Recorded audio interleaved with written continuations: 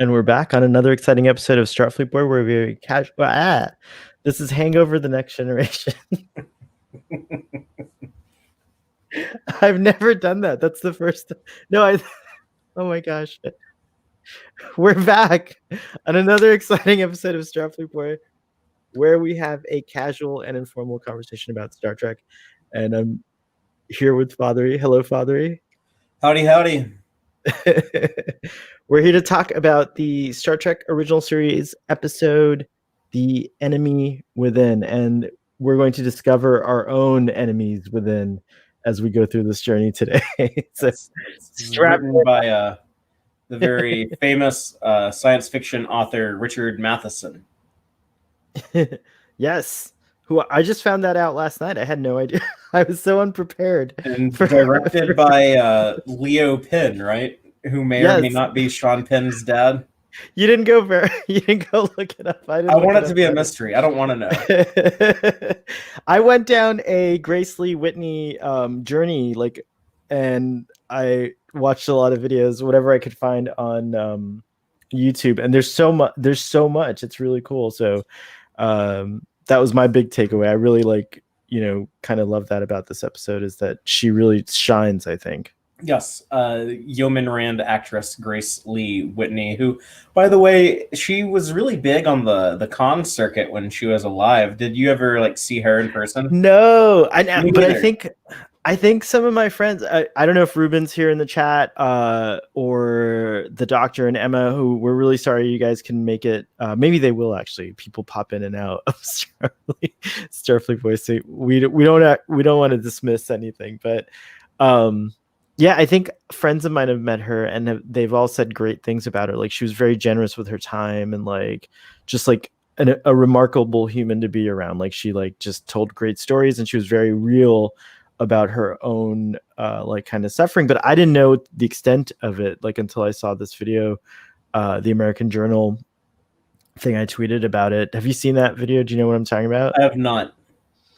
Well, she got really into addiction. She she got into alcohol addiction and then sex addiction, and so she was she literally hit rock bottom, and then she turned herself around. And it's cool that she came back from that. James Doohan, even in an interview, kind of says that it was unfair what happened to her. So I kind of think it's a wonderful story. Yeah, I didn't see that, but I am kind of aware of the rough history there, and there's some accusations of she was sexually harassed by someone working on the show, and a producer or something like that. And she ended up being fired after. One of the things that she talks about is she had to lose a lot of weight and stay really fit in order to get the job and keep the job, because that was the standard for what it still is largely how they want women to look on TV, and then they just axed her. Yeah, we don't want to. Well, I guess we could spend as much time on that as we want to, because really it all ties into this discussion. But I want to take a moment to welcome everyone in the audience. So hello, Robbie. Hello, Daniel, who already gives this episode a 10 out of 10 alien dogs. Daniel had a few comments. He's with his family, so he just kind of dropped in a few comments, which is cool. And he says, hey everybody, might not be able to make it, just wanted to pre-record my comments, if you will. So we got, first off, I love this episode, great character development. What made this show stand out from all others was how much more you learned about the characters. The more you got to know about them, the more you care. I didn't read that quite as smoothly as I could have. And this really had some great performances from Shatner.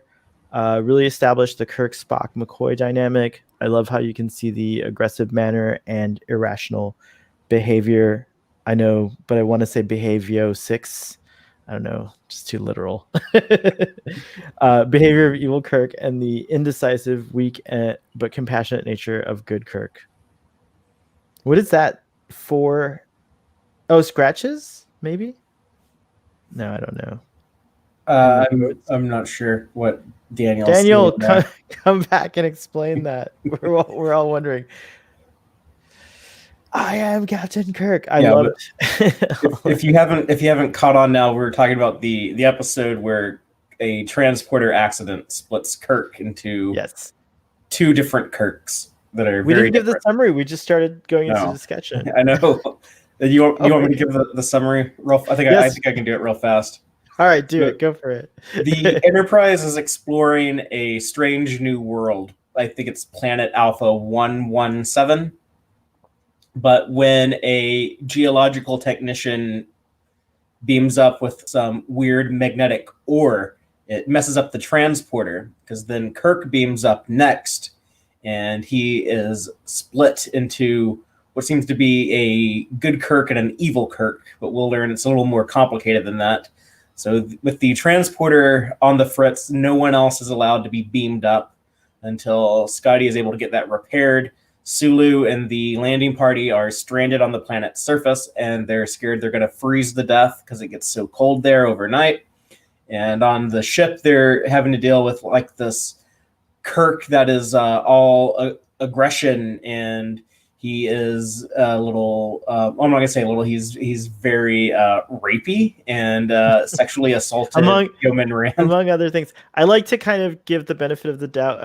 If you don't mind me chiming in, you're doing a great job. But I just feel like strongly to say that I want to give the benefit of the doubt that even the dark Kirk was just like an instinctual animal beast and couldn't help. No, I'm making excuses. No, fuck it. He's an ass. Rapey. He's a rapey asshole. That is kind of how they tie it together. Is the other Kirk is like weak and indecisive and unsure of himself and kind of just constantly fatigued and caving under pressure and doesn't know how to run a ship, doesn't know how to save these men that are left behind. And the solution is obviously to combine them back together in the end when the transporter is repaired. But in doing so, the moral of the message kind of gets a little muddied, because it's basically saying that these baser human instincts that can be very negative, but are often tied into essential function in humanity. You kind of need that that hunger, that drive to have ambition and have confidence. And the way that it's presented, I kind of have problems with, because it also reads as, well, we all have like a little bit of rapist in us, but it's kind of a good thing, and you kind of need it. And I really dislike that the episode comes off like that. So I have, as much as I love the original series, I love Shatner's performance in this episode. I love the way that it's shot, the way that they do they showcase like these two characters that are played by the same actor, kind of like the camera trickery that they use to create that effect. I love all that stuff, all the craft that goes into this episode. But yeah, at the end of the day, it is what the kids would call problematic. I'd love to dive deeper into that, actually. But the first thing I wanted to ask you is, we didn't talk about it last night. By the way, audience, we did a watch along. The first part of, we had TQIF, which we should tell everyone about. Yes, hashtag TQIF every Friday night. Every Friday night, we start off at 8:30 p.m. Eastern time with Fathery and Text Trek. And if you go there, you're going to get an amazing, my favorite, reaction / discussion of Lower Decks. And I do one. So no, I'm just kidding. Sean, mine is my favorite, but you're my second favorite. Well, I'm honored to be number 2 on your list. But anyways, it was epic. That was so much fun to watch. And then afterwards, we do Starfleet Boy After Dark, and it's kind of random, but last night we decided to do a watch along of this episode, and it was so much fun. And we didn't talk about this, so it was really, really kind of like based on, in my opinion, to Dr. Jekyll and Mr. Hyde in a way. Like, it kind of did a Star Trek science fiction version of that. And I think that's why Dark Kirk is rapey, because Dr. Jekyll is also. And that's kind of how, like, that trope of, like, the full dark version of you and the full kind of light version of you manifested in the late 1960s, which was still, and I'm so happy that our opinions changed, because it was still a time where there was more of like a male centric way of telling stories. Yeah. Whereas I feel like today we're a lot more balanced, not even just like the masculine and feminine perspective, but we're trying to tell stories of everything in between as well. And so I do agree 100% with you that it is a problematic, or I would say we could just call it outdated mode or way of telling this story. Yeah, it was written in a time when it was a lot more common not to be as considerate.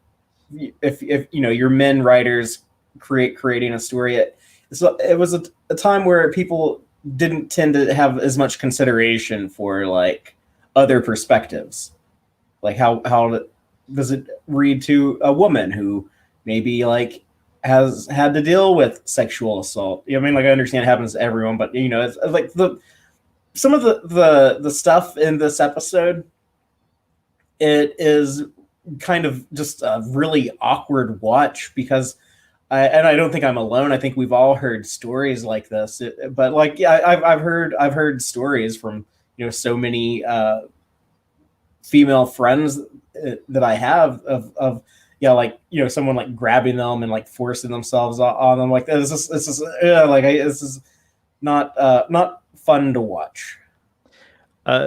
Some of us were taught better and more progressive ways of courtship, and it's always unfortunate to see that even today, like that kind of behavior, even just, yeah, it's like, it's gross.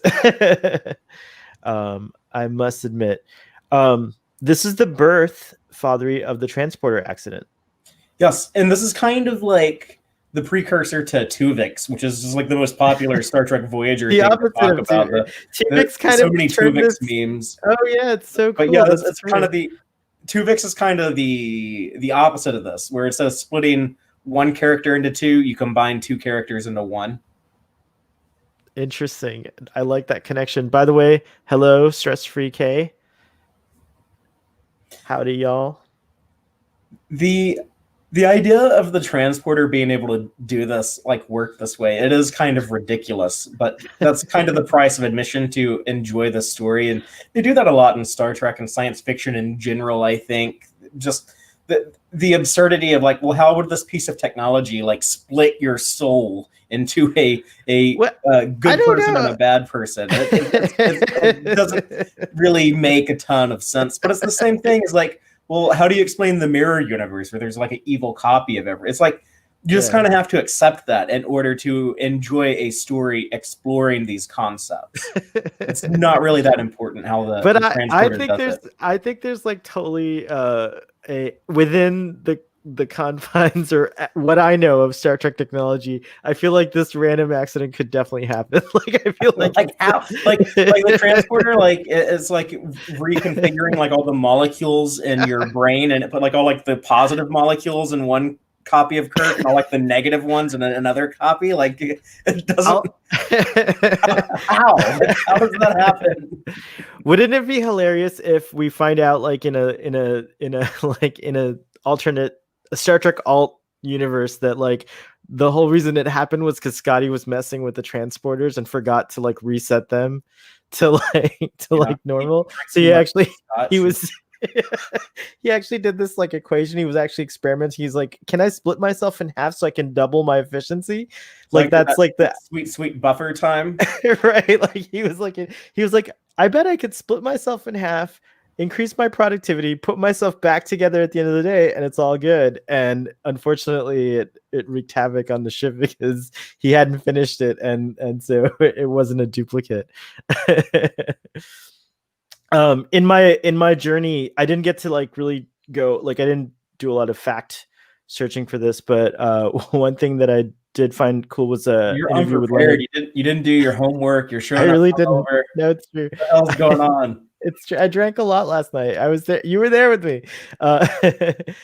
Two equal halves that make the whole was something that Leonard Nimoy said about this this like episode, and it like really like kind of like solidified for me what was going on. I know it's like you have to stretch physics to get there, but that's what it kind of felt like. And I have to give like Shatner a huge amount of kudos because I think he pulled it off. Do you want to talk about his performance a little bit? And I'm sorry that the Doctor and Emma aren't here because I'm sure they would have like comments on Shatner's acting. But look, Father Database Boy already prepared a thing for it. I got a little graphic on there. I like it. But yeah, like his performance, it is like very like broad and over the top, but it's extremely effective, and that's largely like the style of the time. And he is able to play these characters different enough that beyond just like the sweatiness or the eyeliner that they put on evil Kirk, bad Kirk, you can still constantly tell who is who based on just their body language, their face. You know, like the other Kirk, I don't know if I can say this on Starfleet Boy, but like bitch made Kirk, because he's so like weak and lacks any type of confidence, or he just comes off as just like tired and collapsing under the weight, under the pressure. But you always see him. I have to like just interrupt just to say that like performance also, and the music, the violins and the cellos, like and everything in that whole scene where he's like, help me make this decision. I think it's just like among the most beautiful television I've ever seen, like just from the way it was shot to the way it was performed to like the musical cues. Like it's very well produced television. So I have to give that little kudos to all the people who work. Yeah, and you know, Shatner's really going the extra mile to like, you know, you show that guy is just like weak, his shoulders are always low, and like then like the other Kirk is just like crazed and like just insane, like the insanity coming out of his eyes. Last night I pointed out, you know, part of why the original series works so much is because of William Shatner's Captain Kirk, and I said, can you imagine Jeffrey Hunter doing this? You know, if you go back and you watch The Cage, and you see Jeffrey Hunter as like a much more kind of reserved and internal actor, and he's not going to be the guy going insane down the corridor with the bottle of Saurian brandy and, you know, looking. That's a great. I can't picture him doing this. It wouldn't have worked. Bottle, but I have an empty cup, so I'm like, that scene's like so great where it's like zooming in and out and kind of rocking back and forth, and you hear the music. It's like da-na-na. Was that Starfleet Boy After Dark last night? That was. Is that what you look like? If you watch till the end of Starfleet Boy, audience, you'll After Dark, you'll get to see a glimpse of what Starfleet Boy is like hammered. I want to pause for a second to go to the comments because there's quite a lot, and we'll fall behind for a second. But I want to welcome. We have Stress Free K. Jeremiah is here, yay! We have Robbie, who I think I already said hey to. We have Chris. We have Pop Culture Caleb's here. Oh my gosh, it's like so many folks are here, and so there's like a lot of stuff people are saying. So let's see if we can kind of, if there's a question. But anyways, I can't run this show and talk. I can never get that drunk again, Father. You need to be split. You need to be split in the transporter. I do. I totally do. Here's I think this is about Grace Lee Whitney. Chris says, I was in the elevator convention with the woman who portrayed Rand and the Mirror Captain's woman in the early 2000s. Tell us about your experience. That's Grace Lee Whitney. That's awesome. The Vulcan neck pinch, ouch, established by Nimoy. Smart move to get him out of an action fight. Yes, that was Born Here, right? That was the first Vulcan neck pinch. That's true. Televised. I didn't think of that. Yeah, that's very cool. Wow, we have a lot of firsts. We have our first transfer. I don't. Oh yeah, no, it might be. I'm trying to think of like the production order and then like the air date order and like when did they come up with what. But yeah, I think this is actually the first one, and it was Nimoy's idea. Nimoy poured so much of like his own ideas into Spock and really like helped create the entire Vulcan race, one of the most iconic alien races, and not just Star Trek but all pop culture. but I think the script originally called for like a judo chop, like very like 60s, like James Bond would do stuff like that. Like you want like a judo chop, and they do that on Star Trek sometimes. But can't you disable someone? Like, isn't there a form of like martial arts where you can just like click people a certain way in their kidneys and they'll freeze in place or something like that? Is that something I'm making up? I do not know that. I think you have to go like train in a dojo somewhere by like Pai Mei and Kill Bill to learn that technique. What's up, Conti? But yeah, like the idea is like Nimoy thought like Spock would have like a more intelligent looking way to like disable someone other than like a karate chop. And I think he described it in an interview I saw as like energy. It actually, the Vulcans are able to even give you a little jolt of some kind, like energy actually passes through when they're doing the Vulcan neck pinch. But I think humans can some humans have pulled it off, right? Picard did it, and when was that? I'm trying to remember. Picard did the Vulcan neck pinch in Star Trek. I'm sorry, in Starship Mine, where nice. The Die Hard on the Enterprise. That was after he mind melded with Sarek, so I think that's why he was able to do it. By the way, Ben Cross passed away this week, who played Sarek in the Kelvin films. Yeah, R.I.P. I was not really that familiar with his work, but he did bring Sarek back to life for us in Star Trek 09. So I thought his portrayal was very nice. Yeah, he did a good job. Yeah, I also like James Frain's Sarek. I didn't like. I was nervous James about him at first, but yeah, James Frain is awesome too. You know what was really cool, because they can't show Sarek and Spock together in Discovery, because in the original series in Journey to Babel, they say like they haven't spoken to each other in 15 years or something like that. So we never see them on screen together. But when I was at Star Trek Las Vegas last year, the two of them did a panel together. And Ethan Peck and James Frain, when you see them on stage sitting down side by side, they do look like father and son. That's very cool. That is cool. Wow. Ethan Peck's an awesome Spock. I'm really looking forward to his Strange New Worlds. Yeah. Spock.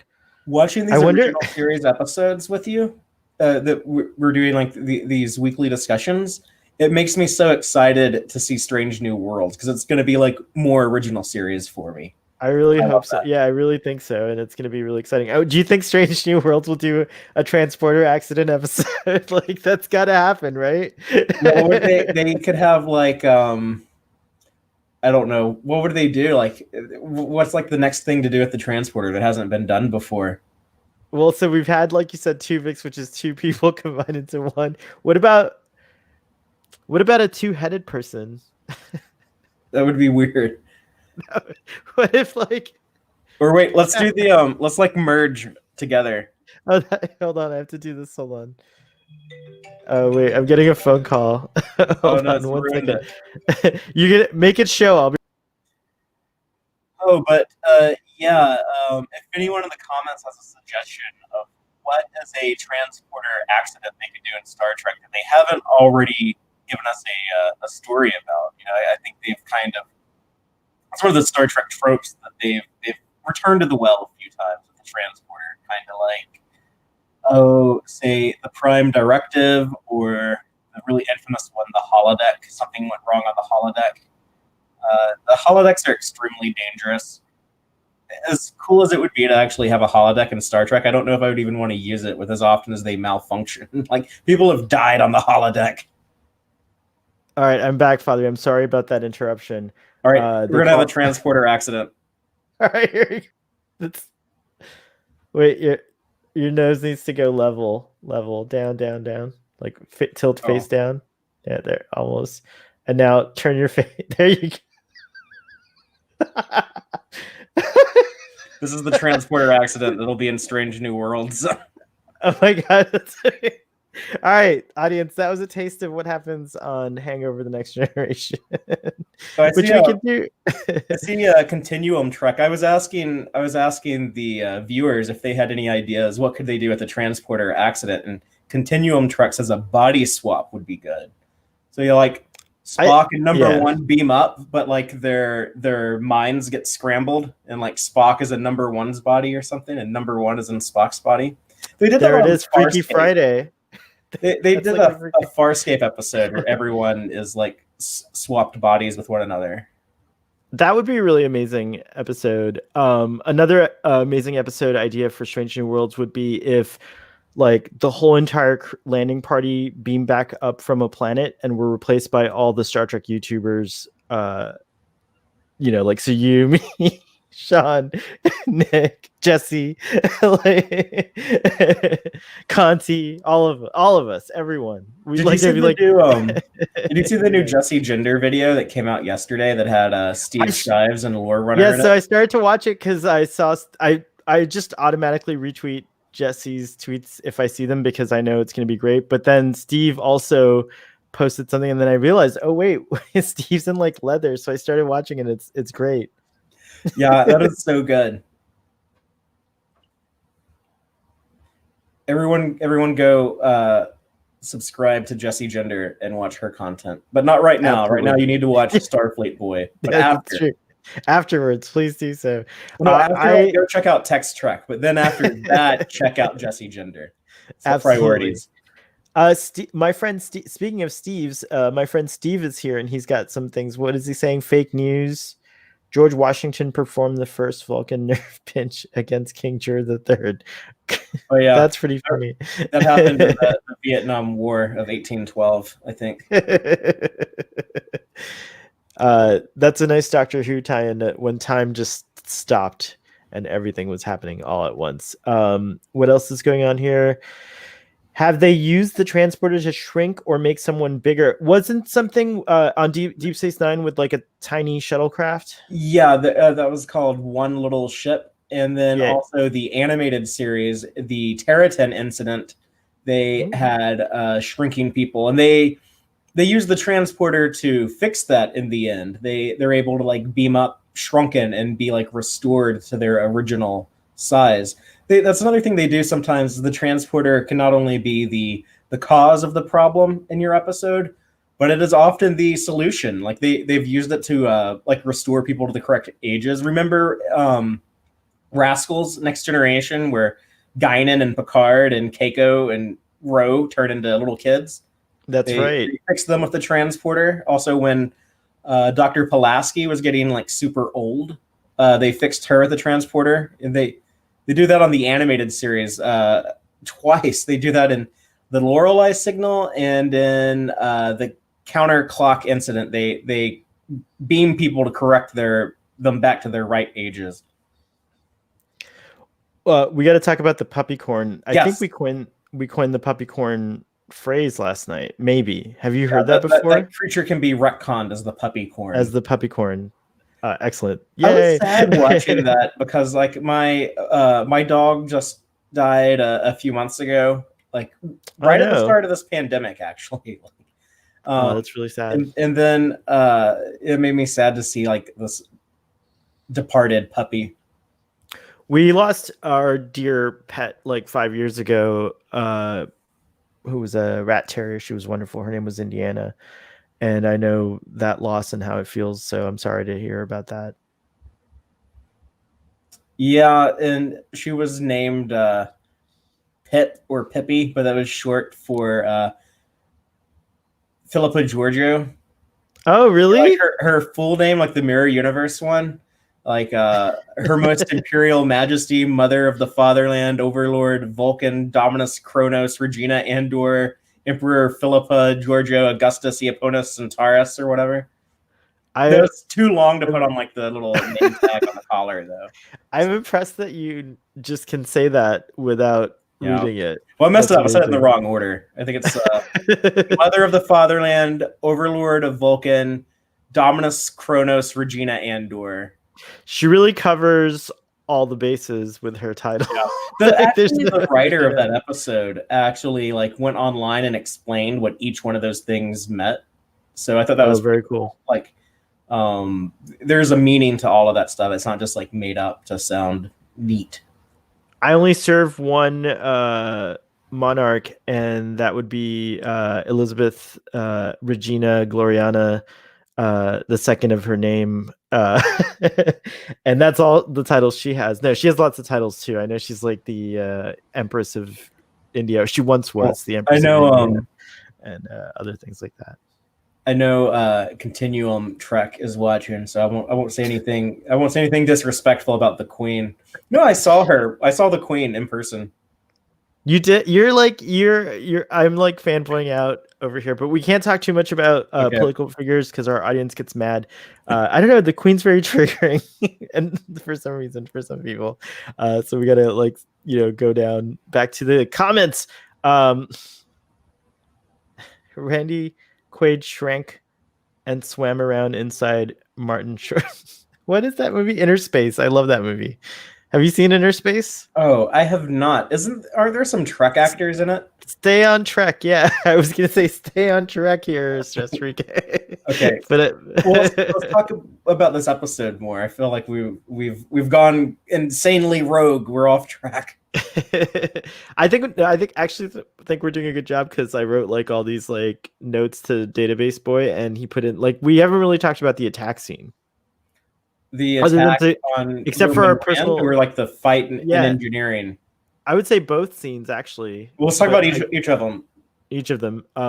We kind of touched on the Rand scene and how we personally feel about it in the beginning. But one thing, though, Grace Whitney was a really good actor, and whenever they gave her material as Yeoman Rand, she always delivered. It's a shame that we didn't get more with her because I think they could have done some good stuff if they had just kept her around on the show, and beyond just having like another like woman in the cast. I mean, like Uhura is there the whole time, but so often she's just kind of relegated to hailing frequencies open, Captain, and it's true delivering some exposition here or there.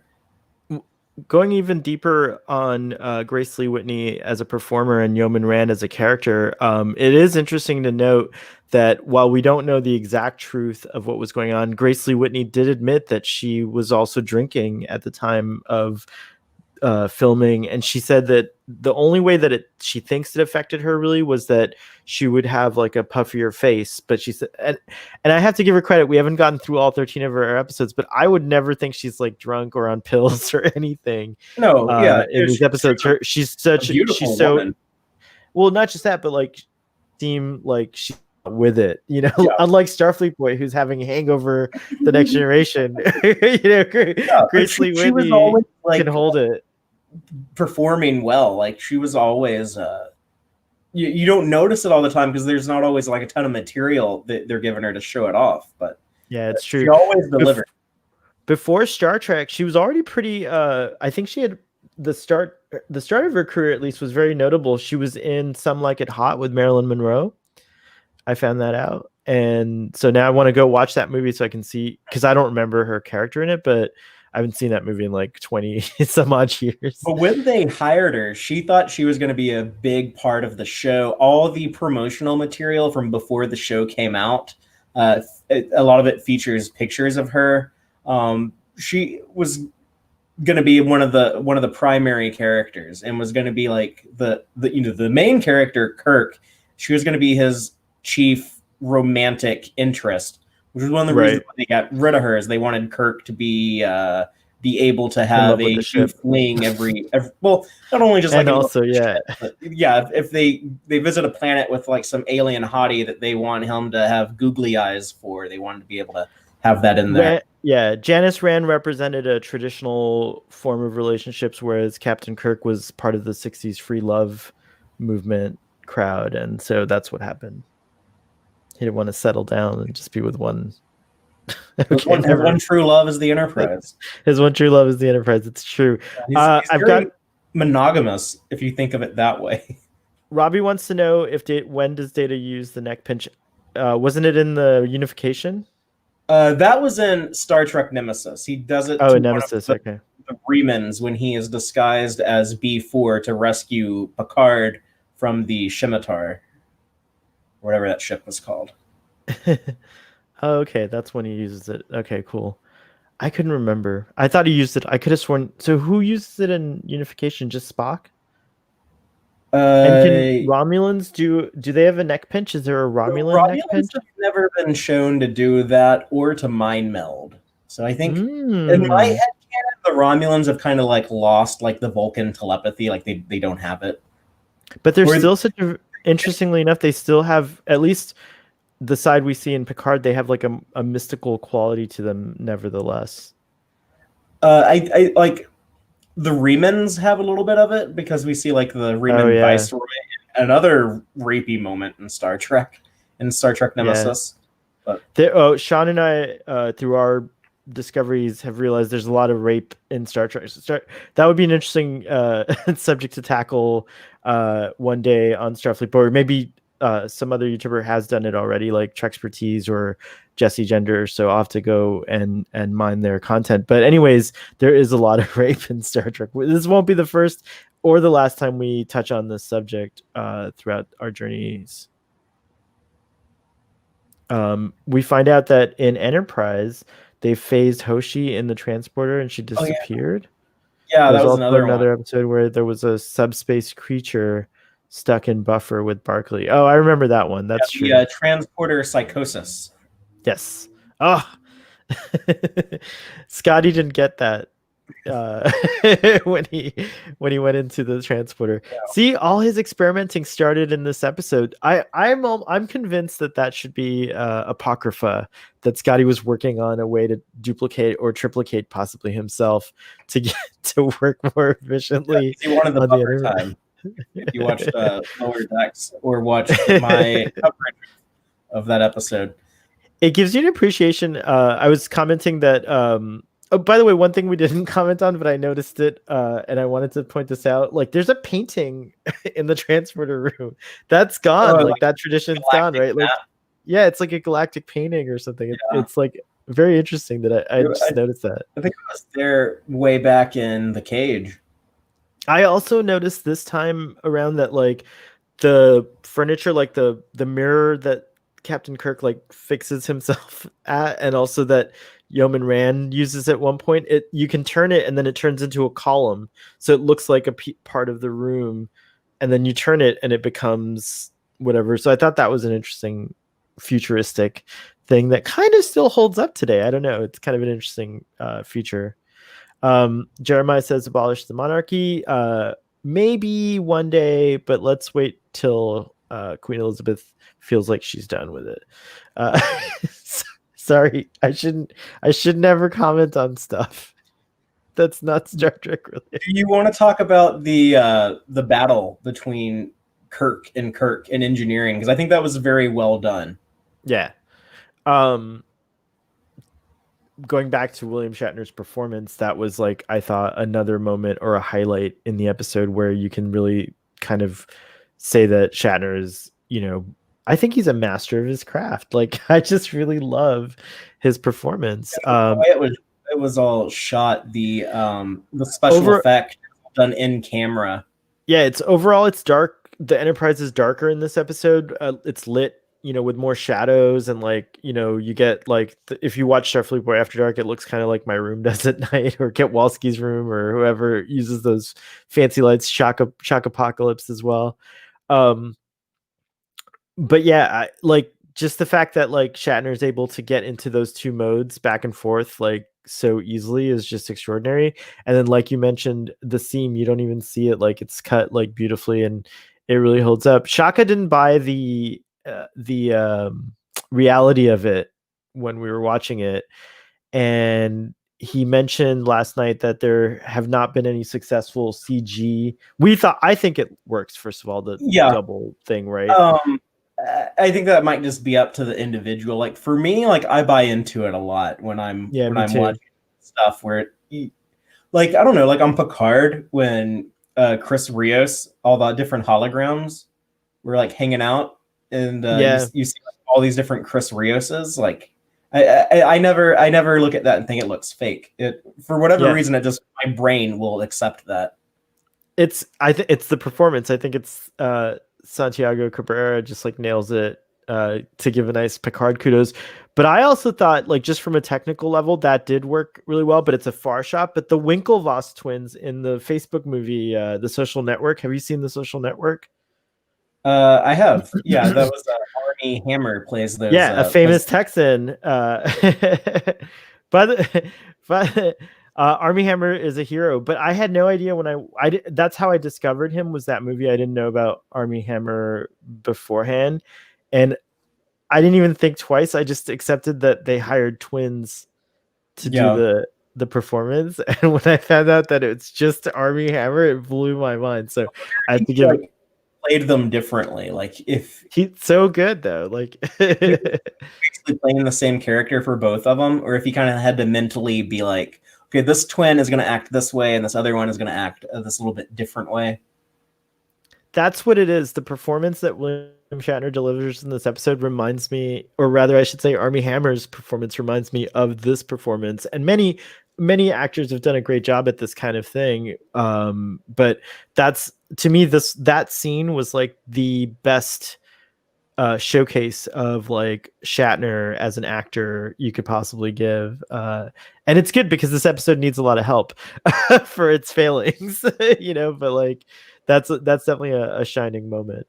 Let me ask you about Spock in this episode. Do you think Spock feels a little off? He's not quite the Spock we know and love, because I just looked up the production order, and after they greenlit the show, after doing 2 pilots, they shot the Carbomite Maneuver, Mud's Women, and then this episode, The Enemy Within. A lot of these early episodes, Nimoy is still trying to figure out how he's going to play Spock. He's very shouty in some of those early episodes.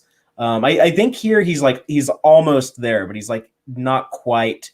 He hasn't quite nailed the Spock brand of stoicism and the way that he can really express a lot without getting emotional. He hasn't quite cracked it yet. I know that Leonard Nimoy was definitely discovering Spock, and I hear you, because I think in that scene, like It Is the Way I Am, that particular scene, another great performance moment from William Shatner, as well as Leonard Nimoy, as well as DeForest Kelley. Like, they were all like all the performances in this episode were amazing. Now that I really think about it. But anyways, in that particular scene, what stood out to me was that like he did have a little bit more of a passionateness than what we think of perhaps Spock later on. But yeah, I like that scene because he's like, I liked one thing I really liked was like his curiosity. Like he was like, this is a chance for us to study the psyche or something. Like he was really, do you know what I'm talking about? Curiosity.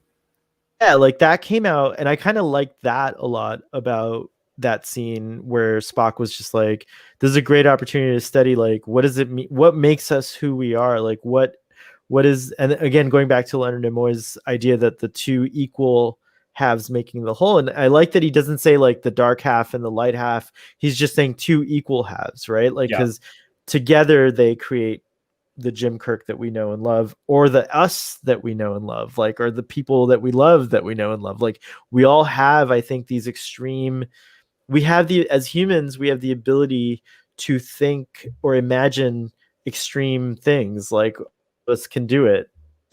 Many of us can do it. I don't want to like say that, but like it is, which actually brings me to my audience question and to you, which is, what would your full dark self be like, and what would your full light self be like? So audience, that's my question. We have about like 6 to 10 people in the audience. So if you're out there, please answer that question for us in the comments and we'll talk about it. But Fathery, what would your full dark self be like?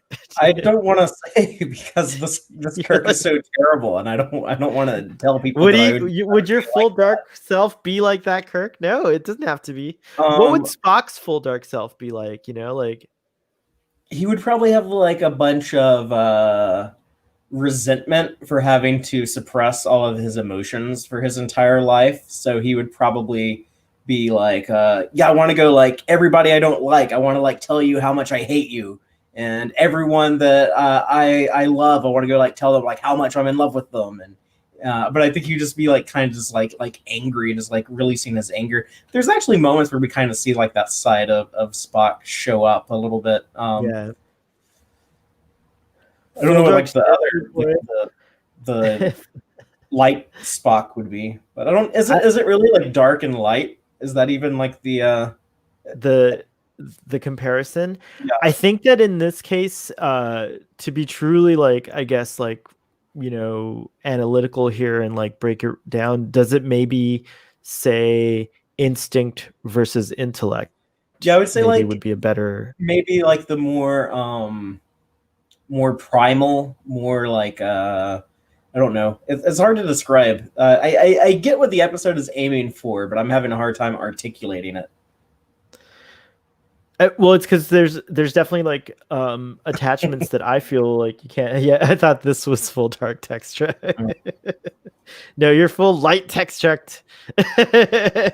Textrek is a paladin of light. I don't know what that was. That was me axing Conti. I actually came here from the Mirror Universe. I think that's a better question. I'm gonna override Database Boy's banner here in just a second and say, what would your instinctual be like? I don't. And your intellectual and your full intellectual side. Like, if we're talking about it as like the intellectual side, it's also like he's so like ineffective. I don't know if he's like that's a criticism often people make of people who are like fully intellectual. They'll say that they're ineffective. I've heard that before. Like would they be more thoughtful? Would they just spend all this time thinking about all these things but never right really and not making a decision? Yeah. It's like, well, what's the point of thinking about it then if you're not going to be able to reach any conclusion or figure anything out, decide what to do? Light self, compassionate; dark self, inconsiderate at times. Very nice, Jeremiah. Definitely inconsiderate, Jeremiah. That is true.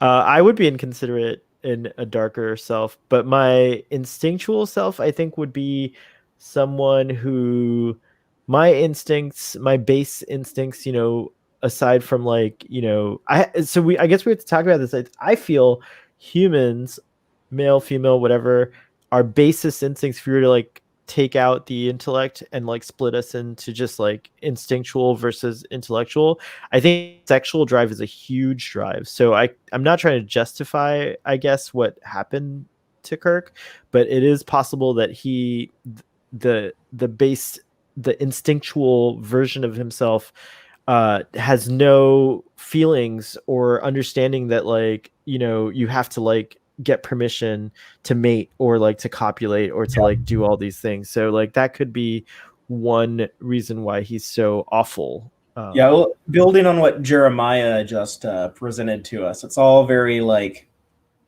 me kind of like hunger, completely in the ego for myself. Yeah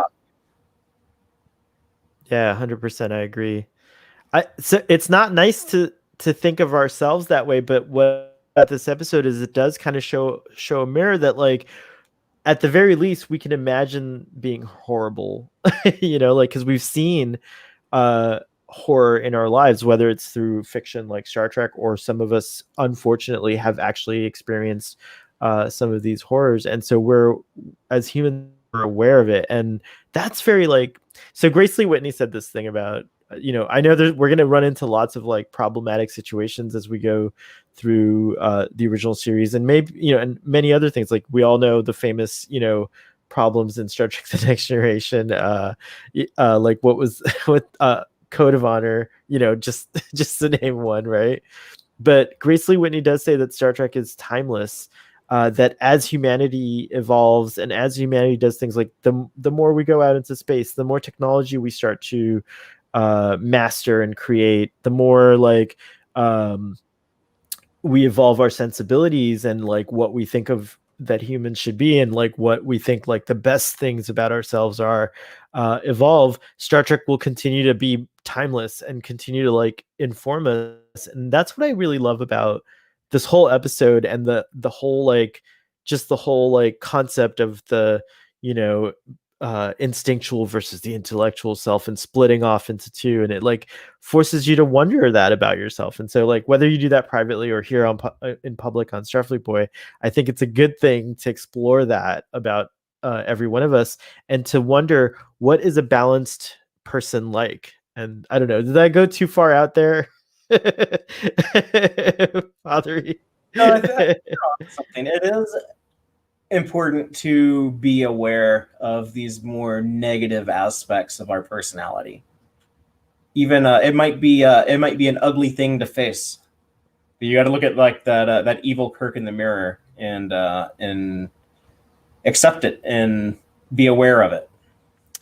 That being said, this is where I think this episode for me falls short, is that you have this great like idea, you have this great like concept, you have like wonderful epic performances we've talked about, but the last scene where Yeoman Rand is trying to like kind of face this her attacker, she's so confused. Like imagine her perspective like as a character, just as like a person, like at one moment her captain who she admires, who we know that the character actually has feelings, like one moment that person's like gentle and kind and jokey maybe, and kind of like, you know, like maybe, you know, like maybe a little like flirtatious, but in the next moment he's like trying to rape her. And then he further manipulates her later, like in that turbolift scene where he's like, hey, the evil me scratched me so that you would think it's me, you know, like there's so much manipulation and confusion going on for this character. And Captain Kirk just kind of doesn't let her have her moment. He's just like, thank you. And that's it. Like she's trying to have like this moment with him, and he's just like, thank you. He interrupts her. And then on top of that, to get even worse, Spock says like the cringiest thing to end it. So that's like where the episode like truly failed for me, is like it didn't really like serve Rand, which is I think what it should have. Yeah, it was kind of that lack of consideration for the things going on with like the woman, and like well, maybe like sexual assault might read a little different to a woman character or a woman audience, and that was just not like a perspective that they took into account at the time. It just wasn't something I think they were thinking of. Would you agree that a lot of television of the past portrays men as monsters and women as damsels? Yes, it is kind of the duality of man is on display a lot. With you kind of see the good Kirk and the bad Kirk in a lot of things, where the man is often both the monster, but then also the hero. Right. So which I guess is kind of a bad way to frame things, because if that's the common depiction, it pretty much says that well, women can only be a victim or a prize won by a hero. You're either a prize won by a hero or you're a victim to a monster. And it kind of like it doesn't allow the women characters to have their own agency. Agreed. Wow, we really did we cover everything? I think we really went deep. We plumbed the depths on this one, I think. Yeah, we were kind of like veered off course and went all over the place, but we still managed to like cover everything in the episode. It was like the best of both worlds. No pun intended. Audience, let us know if we missed anything about this episode, but in the meantime, let's go to the comments. Oh, here we go. Excellent. We have so much cool knowledge that comes out of the comments. So Data knocks out Sela in Unification Part 2, apparently. But knocking her out, like he Vulcan neck pinched her. There's a part where like they come into the room and like everyone is like invisible. Like they like cloaked themselves basically. And the Romulans are like, oh, what's going on here? And then like Spock and Picard and Data step out. So I can't remember exactly who nerve pinched who. I should know that. More transporter info. Past tense on DS9. Cisco, Bashir, and Jadzia and O'Brien use the transporter to travel into the past. That is correct. And they are able to like. I like that scene where they hop around, like they're Go trying to like find every the. decade. They go to the Yeah. 60s. There's a lot of like hippies smoking weed on the street next to like the man from Scooby Doo, pretty much the Mystery Machine. They also were going to use the transporter for time travel in a Star Trek Phase 2, that 70s TV show that did not get made. They were going to have Kirk get beamed back in time to right before Pearl Harbor happens. And he's kind of like phased in and out. He's like back in time to the 1940s in Hawaii, but then he's also on the he'll like cut back and forth between like being back on the ship, and like they can't keep him to like stay there. He keeps like disappearing and fading back to the past. That would have been cool. That used a script idea. There's an episode of TOS where he's also, it's not a transport really, but he's phasing, right? We're gonna get to that.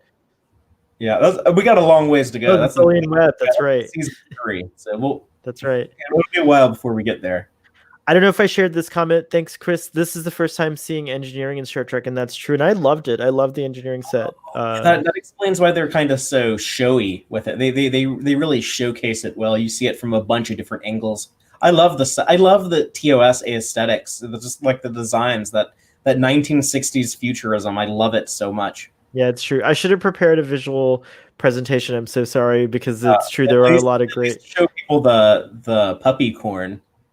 Yeah, I know. I should. Hold on. I think I have it here somewhere. I'll try to find it at the end when we're wrapping up. But Spock seemed muted, as if he were drugged and not really engaged with what's happening. Really, I didn't get that feeling. Stress-free, okay, but I did think that there was something off about him, as we talked about, for sure. And we'll see that again when we get to the Carbomite maneuver, because in that one he's going to be back to like the shouty Spock. This is in response to the dark light question. Since I have a pretty dry sense of humor, I think I would be Chris Matthews of constant comic brilliance. Yes, I like that. Nice. Oh, wait, I think our lunch is here. It's so loud in the Starfleet Boy house. I apologize for that, audience. Instructionally, I would just try to survive in a way where I can have minimum conflict, because I am also conflict averse. I think one part of me would be that way. I don't know if I don't know what my instinctual side would be, but I like to believe that I'm more like a mouse than a lion.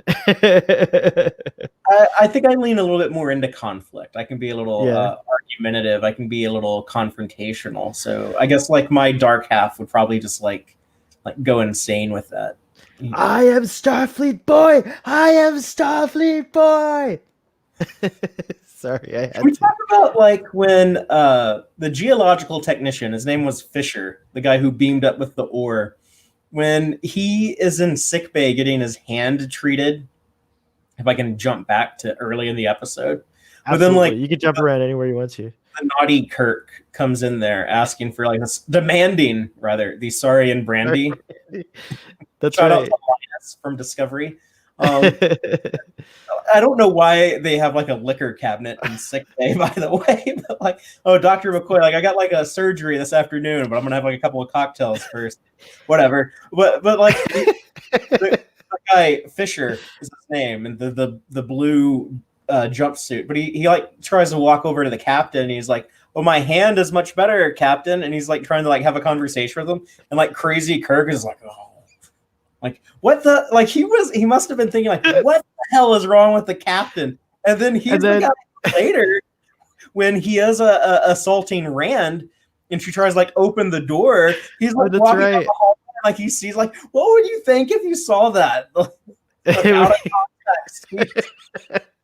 It would be the worst, because they know Captain Kirk. He's pretty new to the Enterprise, is the feeling you gather, but they know the crew know him pretty well, and so it would be really weird, but not like you still don't know him well enough, so where you're like, what's going on here. Shaka pointed out in that scene that the doors didn't know what to do, and there were some like little minor stagecraft gaffes that were pointed out. And I always like finding those things, but I didn't notice it right away until that was pointed out. But that was pretty funny. Also, does Wilson die? I think he gets knocked out. Okay, because I don't know what their fates are, but I like both Wilson and Fisher. Those characters are really cool so far. If you don't remember who Wilson was, that was the dude hanging out in the transporter room with Scotty. They both wear these onesie jumpsuits that are like different, and I like those variants on the uniform. It's like it seems like technicians and engineers seem to wear those, and they serve some kind of purpose. I don't know exactly what, but I do like it. Uniform for like when you're like, if you're working, if you're doing like the dirty work, like if you're doing geological shit on this planet and you're like climbing around on rocks and getting covered in ore and stuff, you don't want to have like your nice uniform on. Or if you're an engineer working in engineering with Scotty, even though Scotty doesn't I love work. this. Jeremiah says a lot of spirituality, Taoism, Buddhism, Hinduism focus on the duality of the self and how you need both light and dark for life to exist. I think this episode really shows that well. I think that is one of the things that it does try to do, and I think it does do a good job. I agree. Please like the stream, everyone. Yes, I don't do this enough. I'm such a bad YouTuber. Thank you so much, Robbie. Robbie's correct. Everyone smash the like button. Smash it. Click like. Do a double Kirk double fist punch. Punch on the like button, everyone. Please. We would really appreciate it. It would help us out so much because apparently, and I learned this recently, it runs afoul with the YouTube algorithm, and so there's a chance this video could like skyrocket to the top, the echelons of YouTube stuff. So please, thank you, Robbie. Thank you. Stress Free K says it's not until the Me Too movement that the rapey things men do has made it really clear.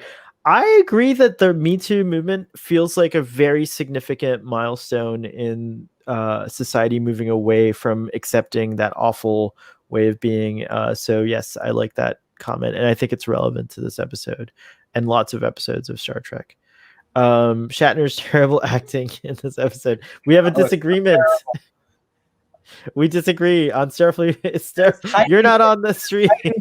Broad. You might even say over the top, but it is very effective and very much aligns with the style at the time. I won't disagree on that one. You're wrong, Conti. Now I'm gonna lose on. By the way, I have to say tonight I will be a captain along with Trek Cat Ian on Conti's show, A Question of Trek. So that's at 6 p.m. Eastern Standard Time, which is coming up really soon. Hours. Wherever you are now, it'll be 2 hours. 2 hours from now.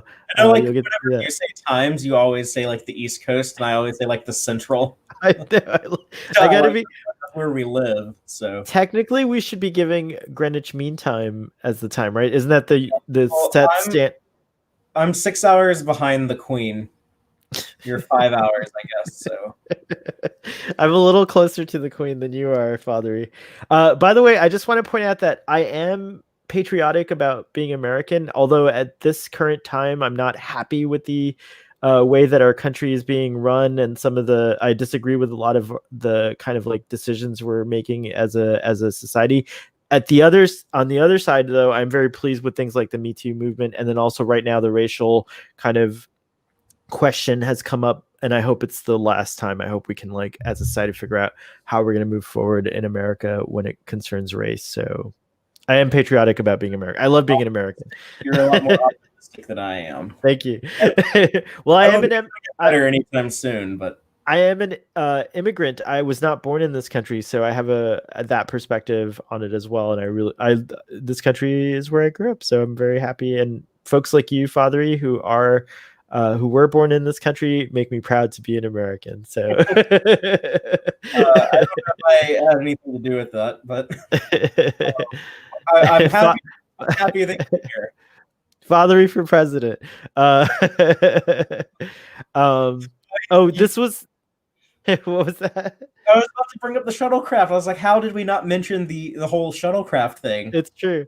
Because we mentioned it. So this is we did mention it last night, and we talked about it on the watch along. But the episode where you wonder why the shuttlecraft was not used to save the away team, it's a shame that that wasn't mentioned. But I understand that the real reason is because they hadn't even developed a shuttlecraft at this point. When they shot this episode, they like the show had not even like gone on to air yet. When they were writing the script, they probably had like no idea what the look of the ship would be like, or things like that. Like I don't even think they had shot the cage when they might have when Right. like the first draft of the script. I think it was like one of the early ones.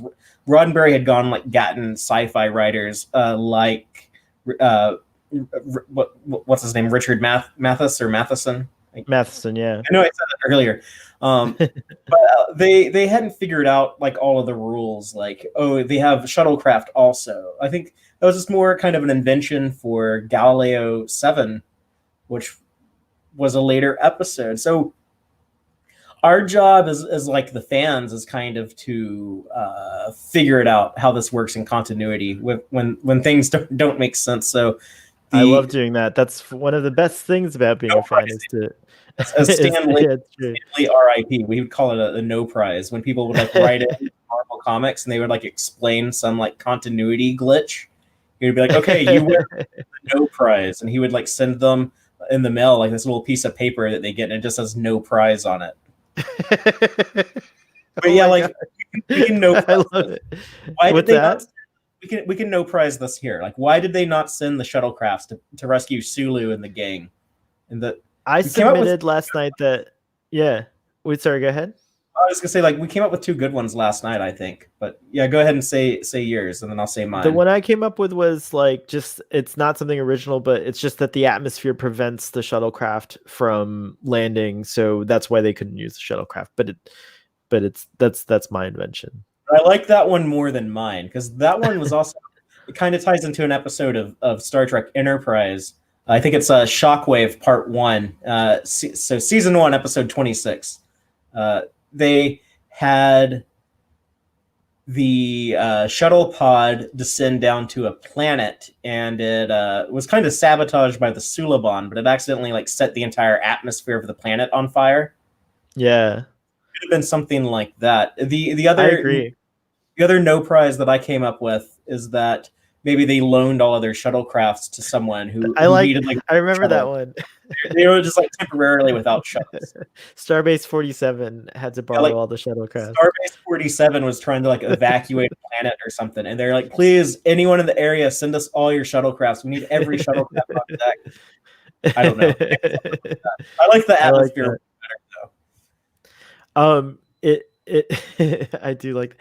I thought about, speaking of that, just to kind of throw a wrench in the whole story. Like, could they have beamed if Kirk had not been split in two, would he have made the decision to beam the away team up and then just deal with the duplicates? Like, like put them all in the brig or something, and like, could that have been an option? And how interesting would it have been to have like a duplicate Sulu and the other crew? The side effects though, like the big concern is like, are they going to be able merge them back together? Yeah.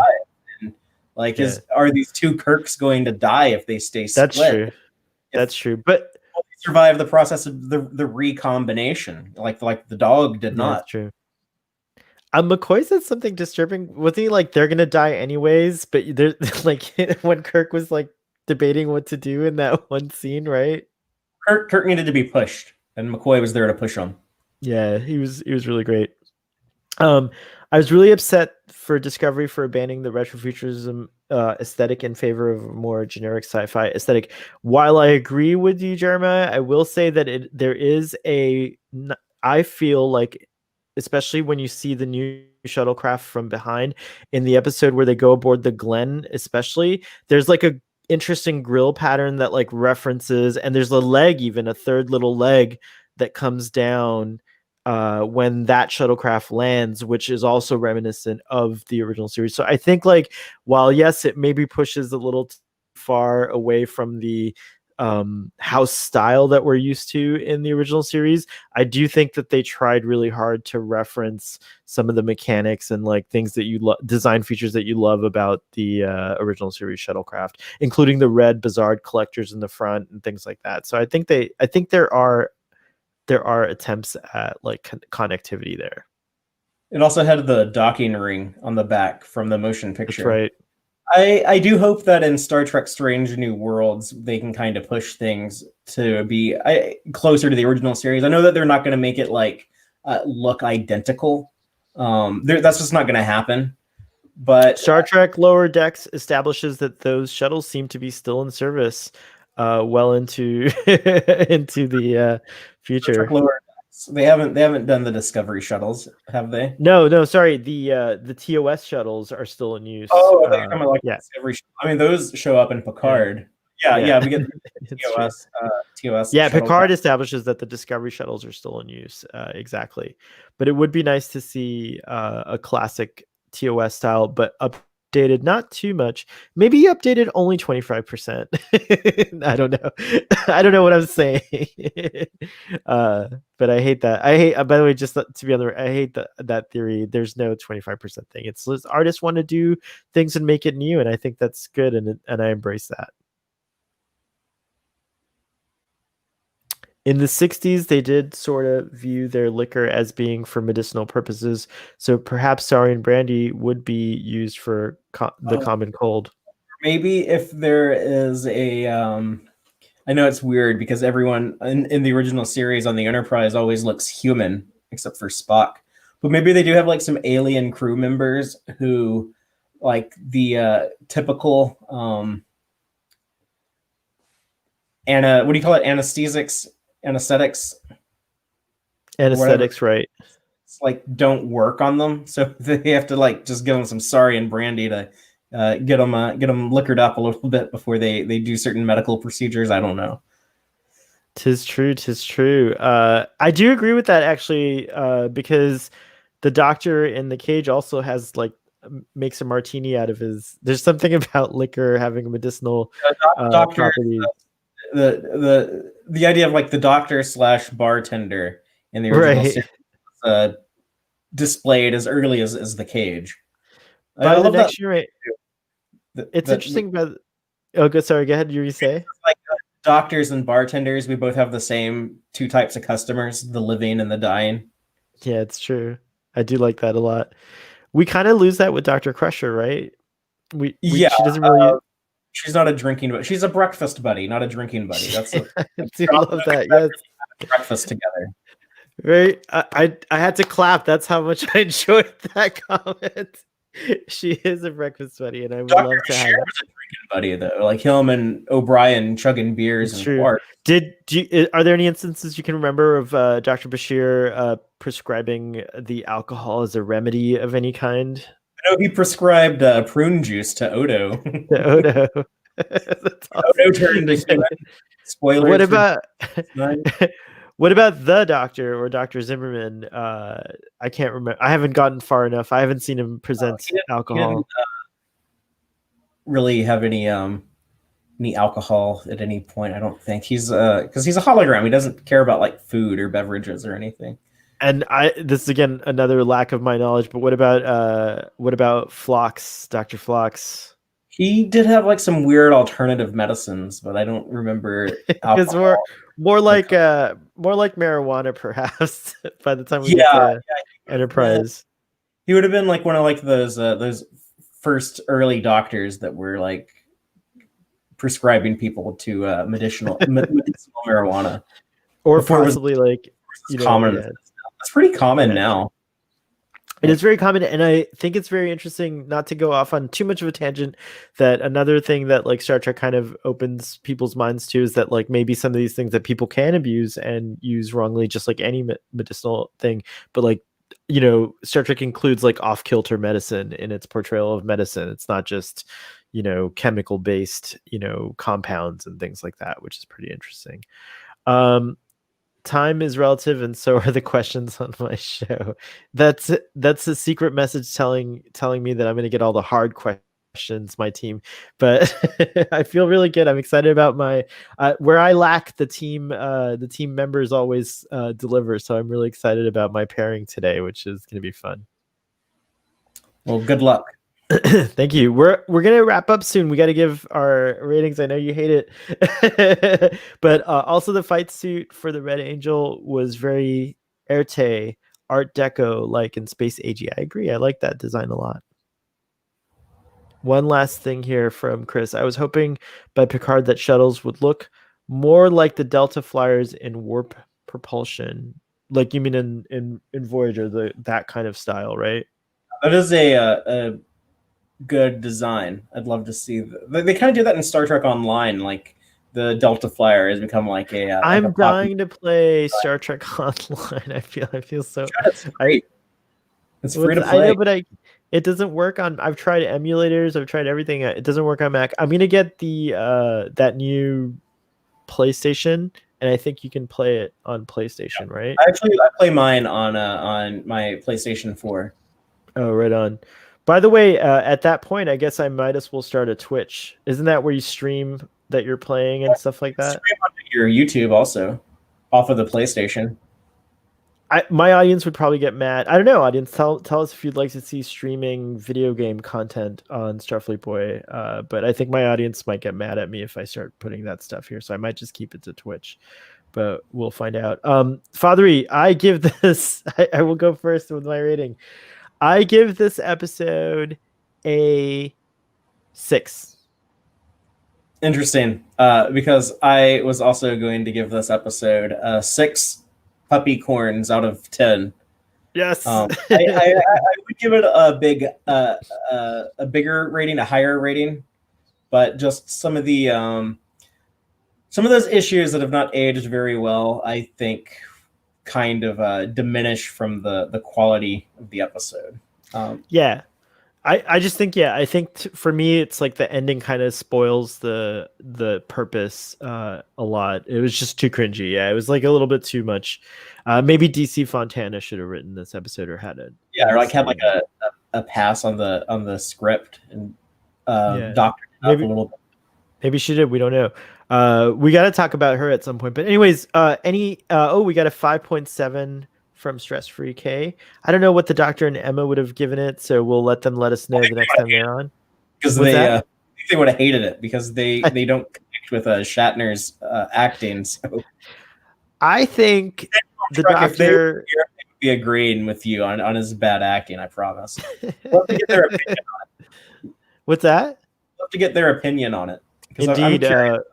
I know that they're going to be watching this later. So when you get to this part, please let us know in the regular comments. Audience, thank you so much for joining us. Before we go out, Fathery, what would you like to promote this week other than the usual suspects? Well, what are the usual suspects? Like, I don't know. The usual suspects are Fridays. You do your Lower Decks discussion. Yes, the live recording Trek podcast every Friday at 7:30 Central. But if you miss it live, that's okay because you can always watch it. Go back and find it on YouTube. They are also on Facebook. If you follow the facebook.com/text-trek, it'll take you to our Facebook page. And follow me on Twitter at TXTrek, and you can keep up with everything there. And all of our podcast episodes are also available in audio-only format if you would rather listen to us that way. And those are available each and every Sunday. Very nice. Very nice. Oh, Robbie gave it an 8 out of 10. Robbie, hit me up on Twitter or somewhere. I'd love to hear your further thoughts. We don't have time today, or see if you can quickly type some kudos that we might have missed for this episode to consider giving it an 8, because that's cool. An 8 out of 10, that's pretty high. So if you were on this show, you would unbalance our rating. You would have pulled this rating up to a 7, right? No, a 6.5, because there's 2 8s, 2 6s. Yeah. 2 6s. Interesting. But Stress Free K, whoa, I can't talk, gave it lower. And then we got any other ratings before we go? Give this one a 10. Oh, Chris gave it a 9, I think. Yep. Chris gave it a 9. So where our audience is in disagreement with us mostly on this one. That's very interesting. That's going to be cool to explore later on.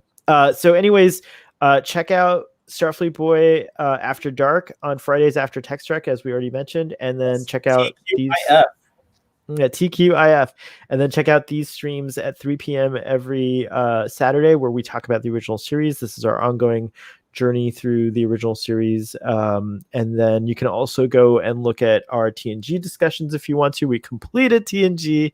There is one episode that's missing, and if you figure out which one it is, I will send it to you. I had to delist it for a reason, but there is one episode of our TNG discussions that is missing from the lexicon there. And then finally, we do our Thursday reactions with Trek on the Tube. And by the way, everyone, go check out Trek on the Tube. There's so many creators that I want to mention, but especially Trek on the Tube. I think he deserves to have more people check his work out. So go check him out. And that's it. That's all we got. Live long and prosper, y'all. We'll see you next time. Father, I really had a great time